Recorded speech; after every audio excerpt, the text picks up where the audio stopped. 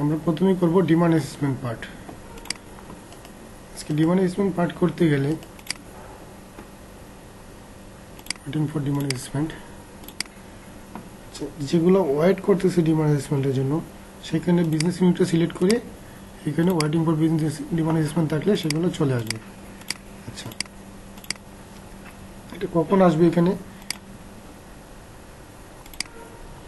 আমরা যখন cost শিটটা pre budget যেটা আছে এটা অ্যাপ্রুভ দিব তখনই এটা ডিমান্ড অ্যাসেসমেন্টে চলে আসবে।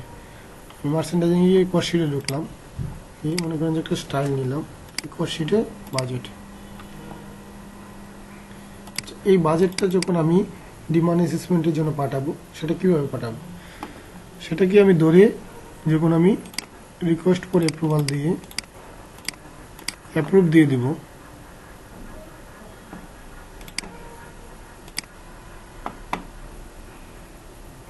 এটা ডিমান্ড অ্যাসেসমেন্টে চলে গেছে। আচ্ছা, এবার যদি আমি গিয়ে দেখি অ্যাপারেলসে এটা কি অবস্থায় আছে,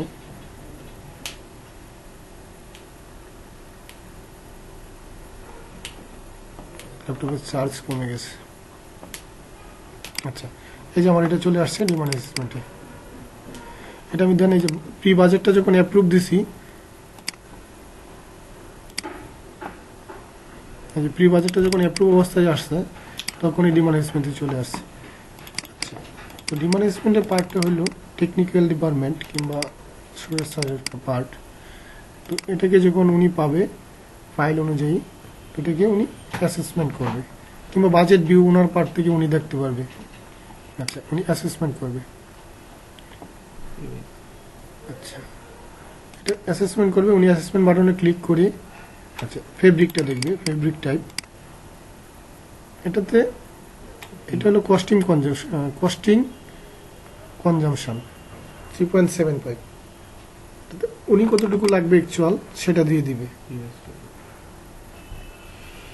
উনি ওনারটা রিভাইজ করে দিবে। দেন রিভাইজও করতে পারে অথবা যা আছে তা থাকতে পারে। তো উনি মনে করলো যে 3.50 লাগবে, তো এখানে শুধু এটা লিখে দিবে। যদি কোনো রিমার্কস থাকে সে এখানে রিমার্কসটাও লিখে দিবে। আমি লিখে দিই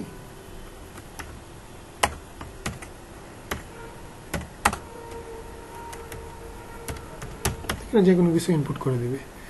তো ফেব্রিক পার্ট শেষ, চলে যাবে উনি সুইং অ্যাক্সেসরিজ পার্টে। অ্যাক্সেসরিজ পার্টে যে আইটেমটা ওনার মানে রিভাইজ করা দরকার সেই পার্টটাই উনি ধরবে, উনি রিভাইজ করবে।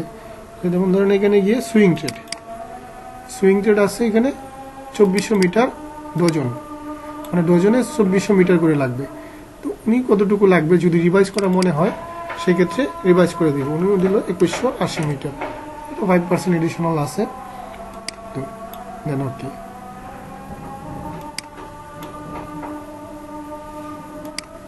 আচ্ছা, এখানে আরেকটা জিনিস আছে, তো আমরা সুইং ট্রেড দিছি এখানে শুধু সুইং ট্রেড আকারে, তো আমার লাগবে হলো colour wise swing trade.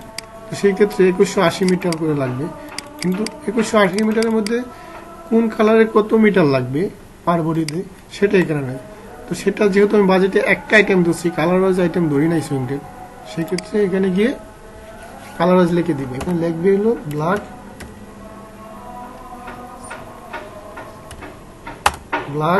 180, suppose black 60 metre,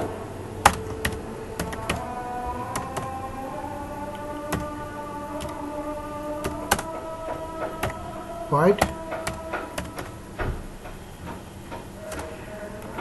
120 metre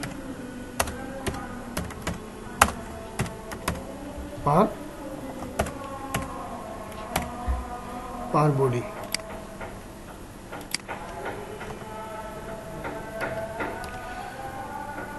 উনি যে আইটেমটা রিভাইজ করা দরকার সেই আইটেমটা রিভাইজ করে দেন উনি সেভ দিবে। আচ্ছা, এটা হলো ওনার রিভাইসের অপশন গেল। তো রিভাইস যখন করবে তখন এটা রানিং অবস্থায় থাকবে। উনি যদি যখন মনে করবে যে রিভাইসের কাজ শেষ তখন অ্যাপ্রুভ দিয়ে দিবে, অ্যাপ্রুভ। আচ্ছা, অ্যাপ্রুভ ডান যখন দিয়ে দিবে তখন ডিমনিশমেন্ট পার্ট ডান হয়ে যাবে। আচ্ছা, এখানে একটা ডেট আছে আমার, এটা হলো approval date, diminishment date. Approve date বলতে আমি বাজেটটা কখন, প্রি বাজেটটা কখন অ্যাপ্রুভ দিছি, আর অ্যাসেসমেন্ট ডেটটা হলো তার মধ্যে আমি কখন অ্যাসেসমেন্ট ডান দিছি, এই টাইমটা এখানে শো করবে। আচ্ছা, এখন এটা দেন আমরা রিকুইজিশনে যেতে পারবো, যখন ডিমনিশমেন্ট পারমিশন দিবে, অ্যাপ্রুভ দিবে, আমরা তারপরে রিকুইজিশনে যেতে পারবো।